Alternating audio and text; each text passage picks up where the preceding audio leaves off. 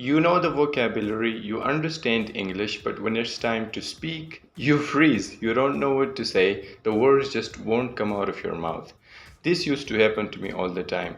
I remember this one time I was talking with a friend of mine. We were talking about a really interesting topic. He asked me a question, but I just got stuck. I forgot words. Like I knew what to say in my mind. I had a concept, an idea of what I wanted to say, but I just couldn't say that thing in English.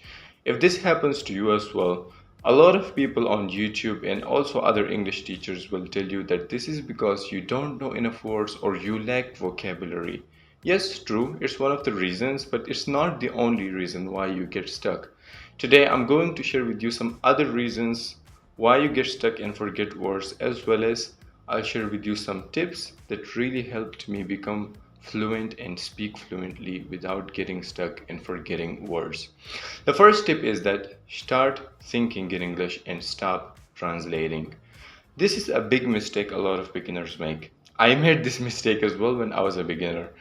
During conversation, if someone would ask me a question, I would translate their question into my native language to understand it. Then I would come up with an answer, and then I would translate that answer into English, and then I would say it. This whole process of translation really slowed me down in conversations, like because it takes a lot of time. It's really frustrating, and it just takes a lot of time to translate from one language into another. Also, we are not good at it, like especially learners, they're not good at translating. Even experts struggle with translating words like exactly from one language to another. So the thing I would say here is you gotta stop translating because it really slows you down. What you should do instead is start thinking in English. Outside of your conversation, in your day to day life, you need to think in English. And when you do that, it will help you a lot during conversations. Because when you're speaking, you gotta be natural. You can't be translating, like I said. You have to speak naturally. And thinking in English helps you do that because it rewires your brain to generate sentences in English rather than translating it from your native language into English. Now, here are some ways you can start thinking in English. First, name the objects around you in English. So, when you're outside or when you're in your room, look around you and start naming the things you see. For example, this is a microphone, this is a camera, this is a light, this is a wall, this is my bed. Like, you get the idea, right? Wherever you are, just look around you and start naming the things you see. You will be surprised by how many words you don't know, how many nouns you don't know that you need to learn.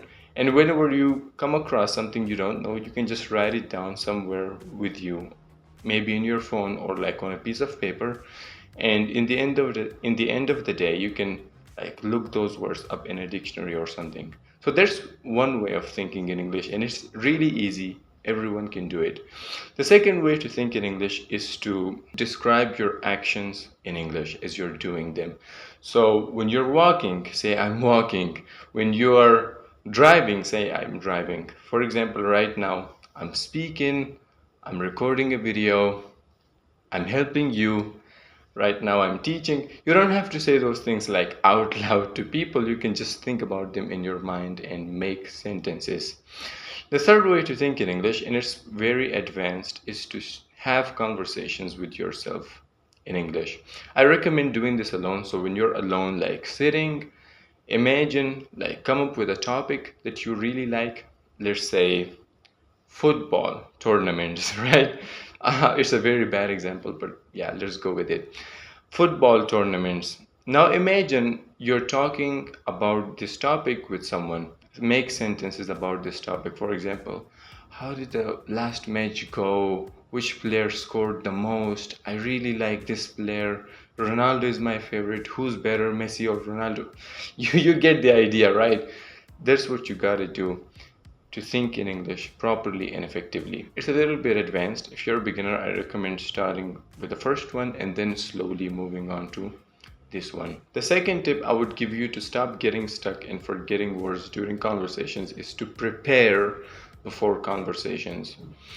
I've seen a lot of English learners make this mistake. they go into a conversation completely unprepared. They just think they will improvise and just talk about anything. But that's not how it works. Yes, if you're fluent and you're advanced, you don't need to prepare. You can just discover a topic and talk about it and hold a fluent conversation. But when you're a beginner, you don't have that skill yet. So what you should do is prepare before. This applies especially to specific situations. Let's say you have a job interview tomorrow or a presentation or you're going to give a speech. Then it's really wise to prepare for those kind of scenarios before. Also, you can prepare for normal conversations. Like, let's say you're going to have a conversation with a friend about a topic. Let's say you're going to talk about calligraphy or art or something else you're interested in. Then think about that conversation. Think, how will that conversation go? How will you proceed that conversation? What kind of questions your friend might ask you, or what kind of responses you should prepare and give. So when you think before having a conversation, you're more prepared. The second thing to do to avoid feeling anxious and stressed is to practice deep breathing. This works right before you're going to have a presentation or a speech or a conversation. Take a few minutes and inhale air deeply. Make sure your diaphragm, the muscle that's underneath your lungs, make sure it's relaxed and contracted as you're breathing. So inhale deeply and then slowly exhale. If you do it for a minute, 10 breaths, I'm more than sure you'll feel calmer and more in control. The third thing you can do is practice visualizing. Visualization is a great tool for preparing before a presentation or a meeting or anything like that. Anything which is going to make you feel stressed or anxious, you should visualize before that thing happens. And the reason why this is so powerful is because in real life, you can only practice something once. What I mean by that is, if you're having a job interview, you can only have that job interview once. It cannot happen twice. It's real life. But in your mind, you can replay the job interview as many times as you want, 10 times, 20 times, to get yourself ready. And the reason why this works is because your brain cannot tell the difference between something that's imagined and something that's real. And that's why sometimes when you're sleeping, you have a nightmare, you see a nightmare, and then you wake up drenched in sweat. That's your body showing physical response to something that's imagined. A dream is not real, a nightmare is not real, but your body responded to it. That means your brain doesn't know the difference between something that's imagined and something that's real. So when you visualize before a presentation or a job interview or a conversation, you'll be calmer because it'll feel like you've already experienced that thing before. So when you're doing something for the first time, you will be nervous, but if you visualize that same thing 10 times, 20 times, you won't be as nervous because it's your first time, but for your brain, it's not the first time you're doing that thing, because you've practiced it a lot in your mind. The third tip I would give you to stop getting stuck and forgetting words during conversations is to get used to making mistakes. Mistakes are normal. Everyone makes them. Even even native speakers, even English teachers, we all make mistakes. But the problem is that most beginners think that they're not supposed to make mistakes or that mistakes are bad, and that fear of making mistakes and being judged by others hold them back from speaking freely. So during conversations, a beginner will think, oh, if I say this thing, this might be wrong, or is this the correct grammar structure, or is this the right word to use here after this? If you think about all these things during conversations, you will of course get stuck because your mind doesn't know what to do. You're thinking about all these things and you're just holding yourself back. So it's better to get used to making mistakes. And here are some ways you can pull that off. You can do that. First, change your mindset about mistakes. Like I said, mistakes are normal, mistakes are inevitable, everyone makes them. It's no big deal that you make them. It's just that you've attached your ego to your English. So you think your English is great and you shouldn't make mistakes, because when you do and people judge you and people correct you, you feel bad and you feel judged. So in order to avoid that, you don't speak freely. So first thing, change your mindset about mistakes completely, because everybody makes them. Every English learner on earth or any language learner has probably made mistakes. Kids make them, adults make them when they learn languages. Everybody does. So it's okay if you do. Second thing, remove that filter in your mind. So when we are speaking, we all have that some sort of a psychological filter in our mind that filters everything we say. And forget English, even when we are talking in our native language, we have that filter. We kind of have an idea of what should I say and what should I not say. We filter our thoughts before we say them through that. It's a good thing, sort of, because it it prevents you from saying something stupid, but it's really bad for learning a language. If you're learning English, you have to completely remove that filter. You have to just say whatever is on your mind, whether it's correct, wrong, grammatically wrong, not right to say, doesn't make sense, whatever it is, you just have to say what's on your mind. And the more you say what's on your mind without filtering it, the less you will be afraid of making mistakes. So it's good, it's a good thing. The third thing I would suggest is to become a yapper. Become really talkative. Like, talk a lot, comment on everything, tell stupid stories, don't shut up about anything. And this is a good thing for practicing your speaking.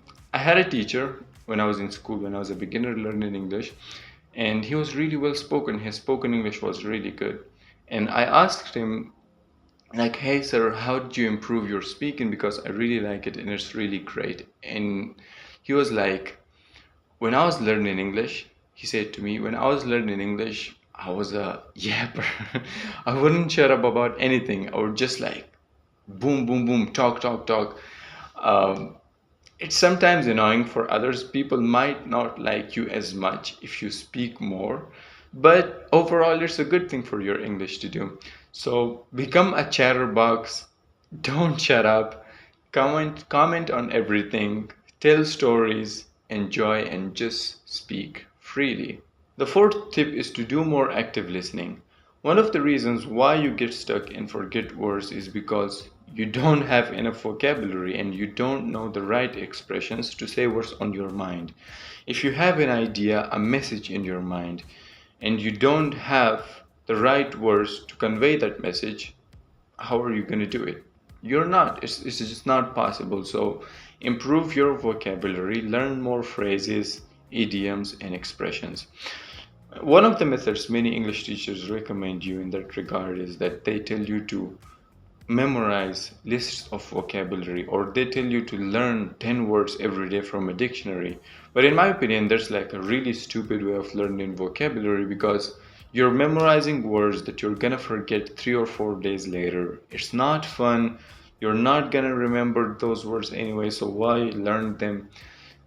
A better way to learn vocabulary, in my opinion, is to just do more active listening. That's how we learned our native language as well. Like, we never ever memorized vocabulary in our native language. We just learned it through listening to our parents, to our teachers, to people around us as kids, as children. And that's what you can do the same for English as well. Just 2 hours daily. Pick something you like, whether it's YouTube videos, TV shows, movies, podcasts, interviews, whatever you're into, whatever you like. Just pick something you like and listen to it for 2 hours daily. I guarantee if you do it for a month, your English will be more fluent. You won't get stuck and forget words anymore, given the fact that you've also worked on the last steps we discussed. In the beginning, I started watching YouTube videos with subtitles because they're easy to understand, because most YouTubers use simple language. Then I tried watching those same videos without subtitles. Then I slowly moved on to interviews and listening to podcasts. And then eventually I started watching movies and TV shows. My favorite thing to watch was probably Friends, which is like this American TV show. It's my favorite TV show of all time, by the way. I've watched it twice and I recommend it to every single English learner. Like, I've told my friends to watch it, I've told like other people, I've mentioned it a couple times in my videos. You should start with watching that because it will really teach you some good American English. Right now, these days, I'm watching Game of Thrones. I've watched like 5 seasons or so, and yeah, I'm learning new things from it from time to time.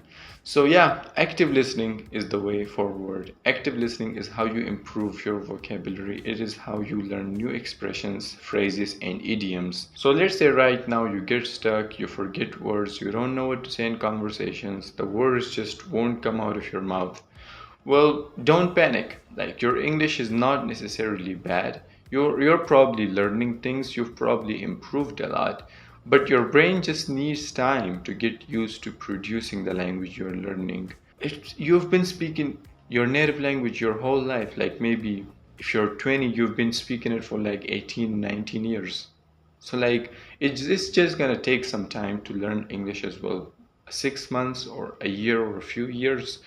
So yeah, give it some time and don't give up. But at least right now you have like the tools and you know the methods, you know what to do, you know what action to take to really get rid of this problem.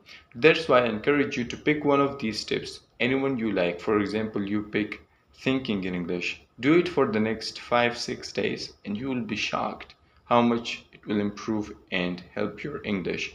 Like, just try it and you will see the results for yourself. This is helpful, but if you want to speak fluent English, you need a step-by-step system to follow. If you're curious about which method I use to become fluent in English, watch this video next. And there I explained everything you need to know about learning English on your own.